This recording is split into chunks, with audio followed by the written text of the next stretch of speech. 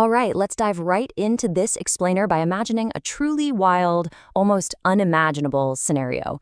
Picture this. You wake up tomorrow morning, check the news, and find out that every single virus on Earth has just vanished. Poof! Gone overnight. No warning, no scientific explanation, just the sudden, complete eradication of the most abundant biological entities on the planet. It's one of the biggest, most fascinating what-if questions we could possibly ask, and today we're going to break down exactly what that reality would look like, day by day, year by year.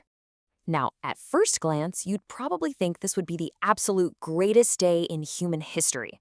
I mean, imagine the global reaction. Billions of people would be pouring into the streets, throwing parades, celebrating the sudden end of infectious disease as we know it. Honestly, it sounds like a pure, unadulterated dream come true for human civilization, because we'd instantly eradicate humanity's absolute worst enemies. Think about the heavy historical weight of what we're dealing with here. We're talking about completely wiping out the seasonal flus that make millions of us miserable and bedridden every single year, right alongside deadly pathogens that have literally shaped modern history. No more COVID-19, no more HIV or dengue fever, ancient terrors like rabies, measles, polio, and hepatitis, gone forever. The collective burden of suffering and fear lifted off our shoulders would just be staggering. So let's look at part one, the short-term miracle of a world without illness. The first few weeks of this new reality would feel absolutely incredible. Imagine walking into a major city hospital. The corridors and ICUs, which are normally just overwhelmed with respiratory illnesses and critical infections, would suddenly experience a quiet they haven't known in decades. Parents could finally stop constantly worrying about their kids catching the latest dangerous bug from school. Global travel would become entirely seamless. No more pandemic restrictions, quarantine zones, or anxieties about catching a novel virus abroad.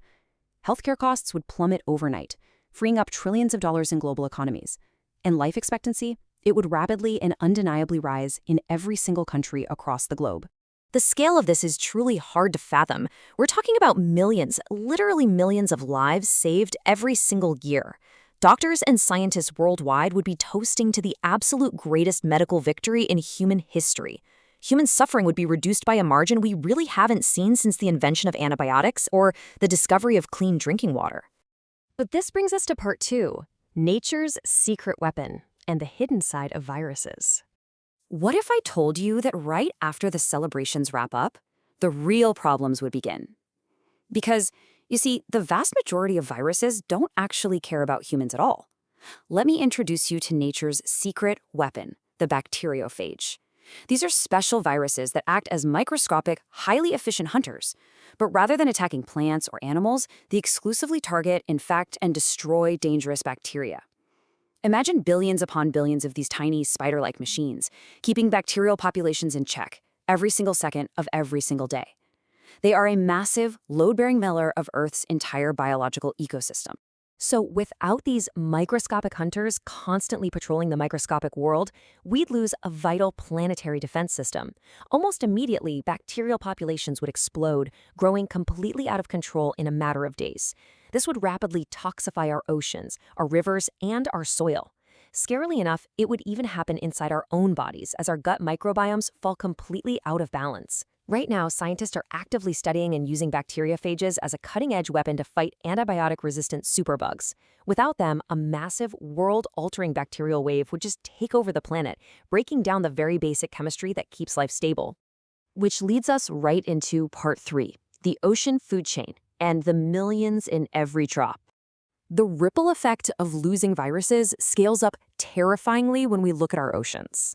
Did you know a single drop of seawater contains millions of viruses?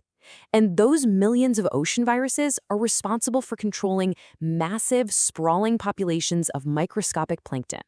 If the viruses vanished, the ecosystem would immediately derail. Certain types of plankton would bloom uncontrollably, sucking up all the nutrients and creating massive dead zones, while other essential species would just die off entirely. Because of this dramatic, lightning-fast shift at the very bottom of the food chain, the entire marine ecosystem, from tiny fish all the way up to giant whales and ancient coral reefs, would lose their foundation. The ocean food chain would totally collapse. And since plankton produce roughly half of the oxygen we breathe, this cascading failure becomes a direct existential threat to the very air in our lungs. Next up is part 4, the engine of evolution, and how viruses change the course of life. Now, let's shift our focus to an even stranger reality. This absolutely blew my mind when researching this explainer. Roughly 8% of human DNA comes directly from ancient viruses. That's a massive chunk of what makes us who we are. Millions of years ago, these retroviruses infected our distant ancestors, and over countless generations, pieces of their viral DNA became permanently integrated into our genomes. They literally left behind genetic codes that help our human bodies function today.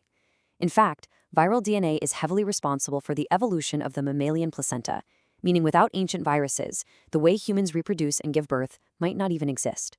So without viruses acting as the great genetic shufflers of the natural world, future evolution would lose one of its primary driving forces. The biological engine of evolution would just stop generating new genetic combinations the way it has for millennia. Sure, life would still evolve through standard mutation, but nature would become much less dynamic, moving at a remarkably slower pace, and fundamentally altering the trajectory of all biological life on Earth. Which brings us to our final verdict: humanity versus nature. Bringing all this incredible evidence together, we arrive at the ultimate paradox. On one side of the scale, we've got a short-term utopian victory for humanity. Millions of lives saved, no more deadly viral diseases, thriving healthcare systems, and longer human lifespans. It sounds great, right?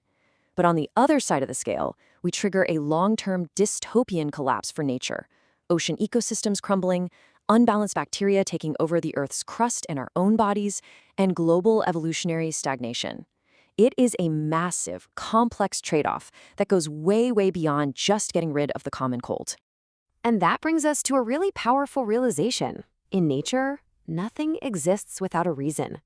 Humanity might throw a massive global party if viruses vanish tomorrow, but the planet itself would suffer catastrophically.